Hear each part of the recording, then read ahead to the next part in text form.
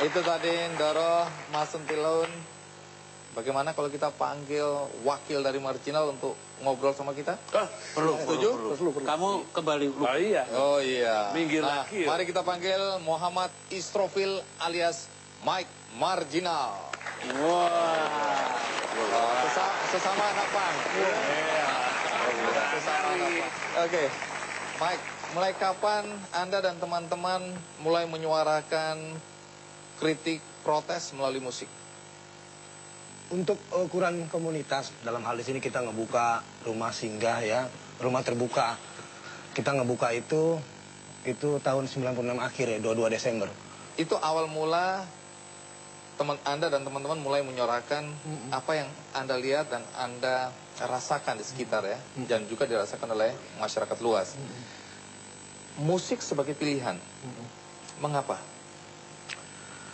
Karena musik itu bisa mendobrak ya, bagi kami bahwa selain secara kebetulan bisa bermain musik, kenapa enggak akhirnya bawa musik saat itu sebagai satu penjembatani ya, penjembatani dalam arti menjembatani dalam hal menyuarakan satu persoalan untuk mau mencapai satu perubahan bersama yang diharapkan, akhirnya menggunakan media musik. Gitu. Siapa saja anggota Marginal ini? Untuk Marginal terbuka untuk siapa aja, gitu. Untuk datang dan pergi silakan yang memang memiliki kesamaan dalam menggunakan musik adalah sebagai media perubahan. Kalau saya mau ikut bergabung, apakah saya otomatis harus ditato? Tidak. Tidak. Tidak. Rambutnya itu harus dibikin pang? Tidak juga. Tidak ya? Tidak. Penting jadi diri sendiri dan jujur atas itu. Wah, ini penting. Itu. Dari judul album yang dilahirkan atau dirilis oleh Marginal, saya lihat ini semua kayaknya perlawanan ya. Ambil contoh misalnya, ini album pertama yang dirilis tahun 1999, berjudul Tunduk, Diam, Ditindas, atau Balik Melawan. Ini apa? Kenapa sampai judulnya begitu provokatif? Saat itu di era yang dimana bahwa atmosfer politik saat itu sangat mempengaruhi keadaan kita ya. Artinya dimana bahwa pada saat rejim Soeharto masih berkuasa dan situasi kondisi tahun-tahun itu memang sedang sangat panasnya dan maraknya demonstrasi ya, dan di sini upaya kita juga salah satu punya satu inisiatif untuk membuat album adalah untuk mendokumentasikan satu peristiwa atau sejarah. Dan inilah salah satu upaya kita menggunakan musik juga sebagai media. Tak ubahnya buku, tak ubahnya sebagai film, ataupun yang lain-lain. Jadi mudah-mudahan bahwa moga-moga dari kita proses kreatif atau berkarya ini bisa kemudian akan bisa dirasakan atau dimiliki oleh generasi-generasi berikutnya. Baik. Kemudian dalam catatan saya, tahun 2000 Marginal mengeluarkan album berjudul Antifasis Rasis Action atau AFRA ya. Nah, kalau ini album tentang apa ini? Ya, mengingat pengalaman yang memang kita rasakan dan ketidakterimaan, kekecewaan, ya artinya semua itu berangkat dari apa yang ada di luar diri kita ya. Terhadap apa ini? Terhadap satu kenyataan di mana bahwa terjadi rasialisme saat itu 98 dengan penjarahan, perusuhan, saat itu jadi pemerkosaan dan penyalahan terhadap situasi kebobrokan bangsa ini kepada mereka gitu. Justru Anda berbalik ingin mengatakan bahwa jangan rasial. Bukan itu masalahnya gitu. Ada satu sistem yang menindas, yang berkali-kali menghisap. Dan itu yang harus dilihat, dan itu yang harus didobrak, dan itu yang harus dilawan. Waduh. Ini ya, sampean itu mengingatkan saya pada omongannya Bung Karno. Apa itu? Apakah kamu miskin? Tidak. Kamu dimiskinkan. Ya. Apakah kamu bodoh? Tidak. Kamu dibodohkan oleh sebuah sistem. Sama mau kamu. Keren. Cool. Soekarno tuh pang. Hah? Soekarno pang? Pang banget. Pang banget. Dia kan panglima tertinggi revolusi. Oh betul. Iya, Panglima besar. Iya, pang juga ya. Oke, nah kembali lagi tahun 2001, teman-teman Anda dan teman-teman Marginal mengeluarkan satu album berjudul Marsinah. Kita tahu Marsinah adalah buruh yang membela teman-temannya kemudian lenyapkan. Kenapa sampai kemudian tertarik untuk membuat album berjudul Marsinah? Iya, sebenarnya mengenai sosok seorang anak negeri gitu loh, yang bernama Marsinah, gitu, yang mewakili secara gender atau jenis kelamin adalah perempuan terlebih, bahwa itu kita rasakan seperti halnya yang dekat di rumah kita, ada ibu, ada adik perempuan, ada kakak perempuan kita.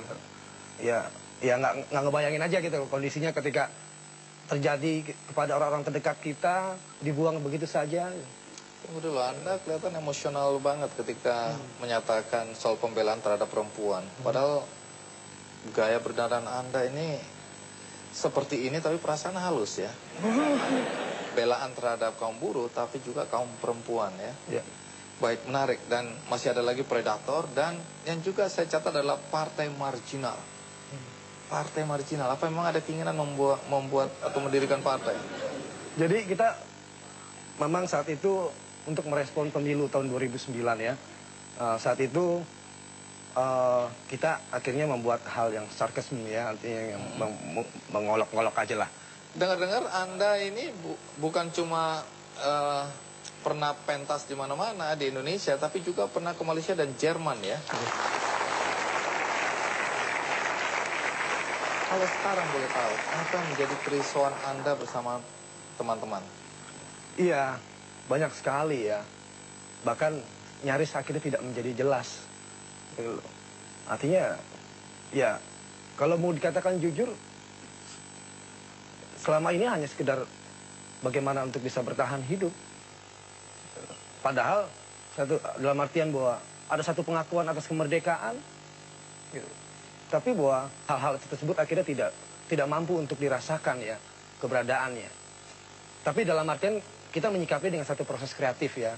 Terus-menerus kita nggak akan berhenti untuk terus mengingatkan, terus untuk berbagi dengan menggunakan apapun satu proses kreatif yang kita buat untuk berbicara melalui benda-benda tersebut. Ya, seperti Kang Pena tadi bilang ya, jangan cuma kita mengkritik, marah, frustrasi, tapi berbuatlah sesuatu sekecil apapun untuk masyarakat di sekelilingmu. Jadi itu lebih produktif ya, lebih konstruktif. Dan itu Anda lakukan bersama teman-teman di Marginal.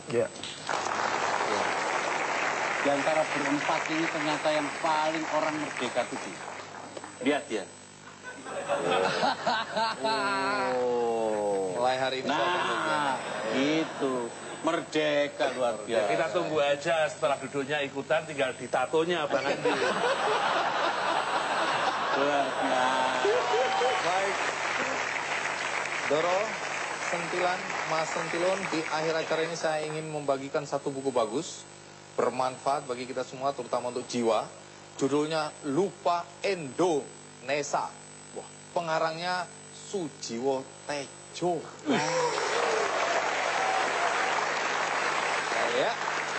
Dan penulisnya sudah ada bersama kita. Mas Tejo, bisa Anda jelaskan pesan apa yang paling utama yang ingin Anda sampaikan melalui buku ini?